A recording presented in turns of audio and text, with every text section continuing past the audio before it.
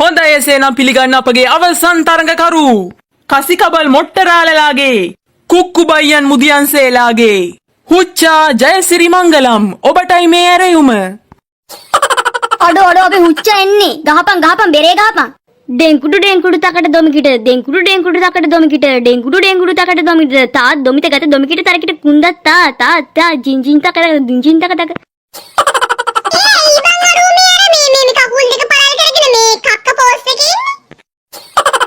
ඒ අඩෝ සිරාවට මාරු මේ ලැට් එකේ කක්ක දාන පෝස්ට් එකටනේ මං එන්නේ.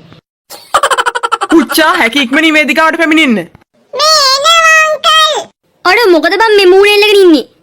පුතා එහෙනම් පඩේ අරින්න සූදානම්ද? ඒ අඩෝ අරු නිකන් අර කලිසමේ රෙවෙන්න වගේ ඉන්නේ බං. ඒකනේ බං. අංකල් තරගේ පටන් ගන්න කලින් මං ටක් ගාලා ගිහිල්ලා එන්නද ලැට් එකට? අයියෝ පුතා තරඟ වැදිලා යන්න. හරිනේ මම බොට කිව්වනේ මූට මේ ලැට් බර කියලා. අනේ අංකල්. හරි පුතා එහෙනම් අපි පටන් ගමු ටක් ගාලා. අඩෝ අරුවන්ට පඩේ අරින්න හදන්නේ. 3යි 2යි 1යි. හිකේ අරුවන් ස්ටේජ් එකේ අලි බෙට්ටක් දැම්මනේ යකෝ. අයියෝ පුතා. අඩෝ දැන් බලපන් මස නෝන්ඩියේ. ඒකනේ බං අපිටත් එක්ක ලැජ්ජයිනේ. මට සමාවෙන්න ඕනේ. ඉවසන් ඉන්න බැරිම තැන තමයි මේ. අඩෝ චාටර් රෑ ඒකනම්. අංකල් සවලෙන් බෙට් අරන් දානවද? අයියෝ අරුව එක ලැජ්ජ නැතුව කියන හැටි.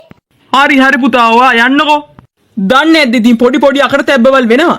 හොඳයි අපි තව ස්වල්ප මොහොතකින් ජයග්‍රාහකින් කවුරුන්ද යන මග ප්‍රකාශ කිරීමටයි නියමිත වන්නේ. යකෝ මූ කෑව නේද මගේ නම්බුව? හොඳ කනේ පාරක් ගහන්න ඕනේ ඔකට. බොඩේ මම අනේ යකෝ තෝ මගේ නම්බුව කෑවා. අනේ මට සමාවෙන්න ඕනේ වනසිංහ උත්තමාවියනි.